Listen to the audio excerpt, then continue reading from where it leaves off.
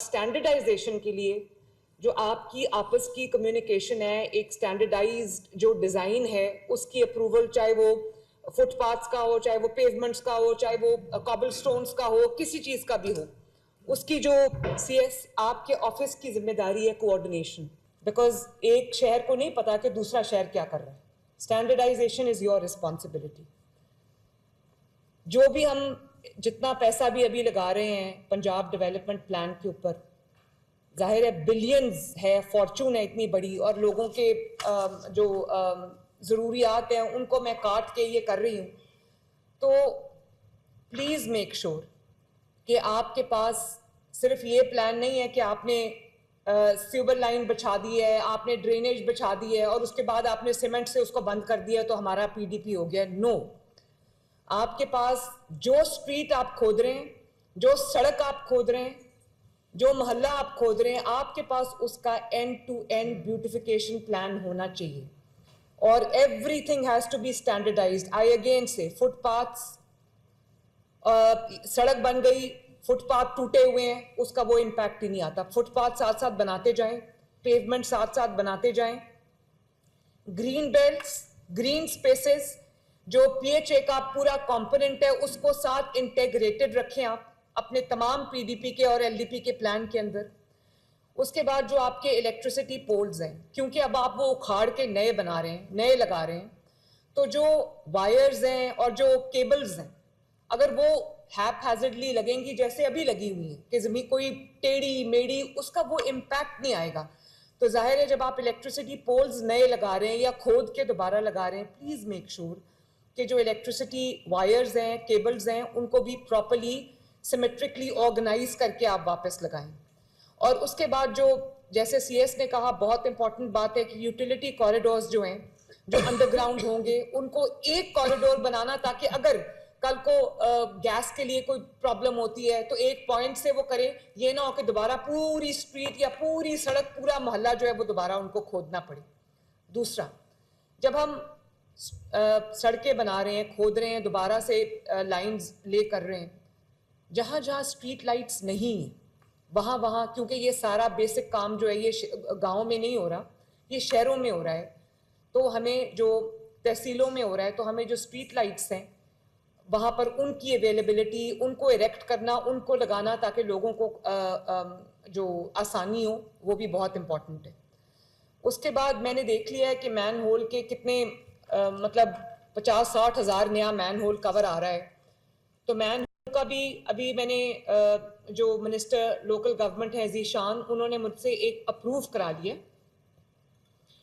I think जो नए लग रहे हैं पीडीपी के तहत वो सारे एक ही स्टैंडर्ड के होने चाहिए। वो प्लास्टिक है, शायद वो बिक नहीं सकता, लेकिन इसके साथ जो रेलेवेंट इशू है वो ये है कि जो अभी भी चोरी हो जाता है और वो खुला पड़ा रहता है, मैं दोबारा उस पर स्ट्रेस करना चाहती हूँ। तमाम कमिश्नर्स, तमाम डीसीज, प्लीज़ इंश्योर आपका कोई मैन होल, कोई ट्रेंच, कोई जहाँ पर काम हो रहा है, खुदाई हो रही है, वहाँ पर अगर आप नहीं रख सकते इस वक्त, रात को किसी चीज़ से कवर कर दें और उसके इर्द गिर्द बाब वायर लगा दें ताकि बच्चे उसमें सुबह उठते साथ ही जो है वो कोई नाश्ता लेने जा रहा है, कुछ वो गिरे और वो खुदा न खास्ता नुकसान हो जाए। तो मैन होल्स को कवर करना, पुराने भी जो हैं जो खुले हैं उनको बंद करना, ये आपका जिम्मेदारी। एक और चीज़ बहुत इंपॉर्टेंट है, इसको काइंडली नोट करें कि जो पीडीपी एलडीपी में जितने भी नए मैन होल्स लग रहे हैं, मैंने ये देखा है कि मैन होल्स का थोड़ा सा लेवल सड़क से या स्ट्रीट से रेज्ड होता है। वहाँ कई दफ़ा मोटर बाइक से भी लोग ठोकर खा के जो है वो गिर जाते हैं, कई दफ़ा चलता चलता बंदा भी गिर जाता है, तो ये खेलते खेलते बच्चे गिर जाते हैं। प्लीज़ इंश्योर कि जो मैन होल्स हैं उनका लेवल वही होना चाहिए जो आपकी स्ट्रीट या सड़क का लेवल है, आधा मिलीमीटर भी रेज नहीं होना चाहिए। This is very important. ये लोकल गवर्नमेंट भी नोट कर ले, ये हाउसिंग भी नोट कर ले और ये तमाम कमिश्नर्स और डीसीज भी नोट कर लें। उसके बाद जो सीएस ने कहा कर्ब स्टोन्स, मैं पेंट करा के कर्ब स्टोन्स थक गई हूँ, और जाहिर है कि जब पेंट होता है तो वो वेयर आउट भी हो जाता है। तो जो सीएस ने कहा है कि जहाँ जहाँ कोई ऐसा कर्ब स्टोन लग सकता है जो येलो और ब्लैक, ओरिजिनली येलो और ब्लैक पिगमेंटेड अगर आ रहा है तो वो आप यूज़ करें, ताकि बार बार हमें पेंट करने की जहमत से और ख़र्चे से हम बचें। जो आपके शहरों के एग्जिट्स हैं, जो आपके शहरों के एंट्री पॉइंट्स हैं, और जो आपके ऑलरेडी बने हुए अंडर पासेज हैं,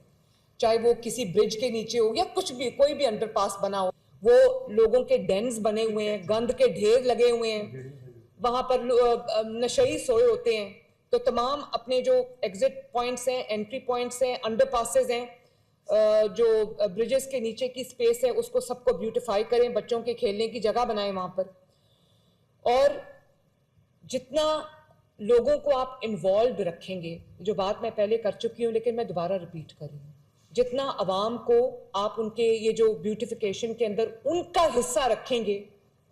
वो उतना उस चीज़ की प्रोजेक्शन अपने आप होगी। देखिए, ये जो भी हम कर रहे हैं, ये लोगों की लिए एक ऐसी स्पेस क्रिएट करने के लिए, ऐसी लिविंग स्पेस, एक ऐसी जो एक एनवायरनमेंट क्रिएट करने की कोशिश करें कि उनको लगे कि उनकी हुकूमत को उनका ख्याल है,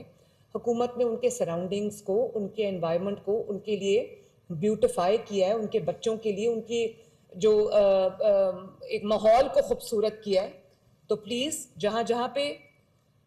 पंजाब डेवलपमेंट प्लान इम्प्लीमेंट हो रहा है, वहाँ पे वॉकिंग ट्रैक्स बनाएं पब्लिक के लिए, ओपन एयर जिम्स बनाएं जैसे टर्की में बने हुए हैं, ताकि लोग सुबह सुबह उठ के, उनका उसमें कोई ज़्यादा पैसा नहीं लगता लेकिन उसको आप वो करें। और उनकी एंटरटेनमेंट की स्पेसेस, जो मैंने अभी जैसे बात की कसूर में, वो जो हमने अभी वो देखी है 3D, कि जो भी आप जहाँ पर बेंचेस लगा रहे हैं, वहाँ पर एक छोटा सा जो है वो वेंडर्स का एक एरिया बना दें, छोटा सा फूड कोर्ट बन जाए, साइड्स पे पूरी वो फूड कोर्ट हो जाए, और बीच में बच्चों के, बड़ों के, फैमिलीज के बैठने की जगह हो जाए, ग्रीन स्पेसेस हो जाएं, ताकि लोगों को आपने इतनी अच्छी एक पैसा लगाया है, ब्यूटिफाई किया, लोग आके उसको एंजॉय तो करें। शाम को जब फैमिलीज निकलती हैं, लोगों के छोटे छोटे 2-2 मरले के, मरले का घर होता है, वो जब वहाँ से बाहर निकले तो उनको ये, बजाय इसकी कि वो ग्रीन बेल्ट्स में बैठे हों और दस्तरखान बिछा के खाना खा रहे हो, तो बेहतर है कि कोई ऐसी उनको स्पेसेस क्रिएट करके दे दें जहां वो एंटरटेनमेंट स्पॉट्स बन जाए उनके बच्चों के लिए, उनकी फैमिलीज के लिए, एक कोई आउटिंग भी हो जाए, एक मेंटल रिलैक्सेशन का भी कोई एक पूरा सिस्टम हो जाए। तो बाकी कल इंशाअल्लाह ताला मैं आपके साथ बैठ के आपका जो फायर सिस्टम्स हैं उनका ऑडिट हम करेंगे, नए SOPs बनाएंगे, फायर सेफ्टी सिस्टम्स जो है उनको हम बीफ अप करेंगे, स्ट्रेंथन करेंगे। जहाँ जहाँ शॉर्ट सर्किटिंग का डर है, चाहे वो गवर्नमेंट डिपार्टमेंट्स हों या वो कोई पब्लिक हॉस्पिटल्स हों, पब्लिक सेक्टर स्कूल्स हों, या इवन जो प्राइवेट सेक्टर की इस्टेब्लिशमेंट्स हैं,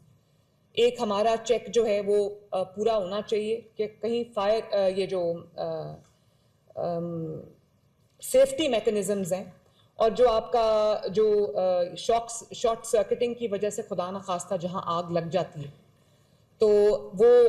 उसको हम एड्रेस करें। इसको आपने देखना है, कल हम इसके ऊपर डिटेल मीटिंग करेंगे। आई होप आपने तमाम पॉइंट्स जो है वो नोट कर लिए हैं। शुएब, जितने भी मेरे इंस्ट्रक्शंस हैं ये आप राइटिंग में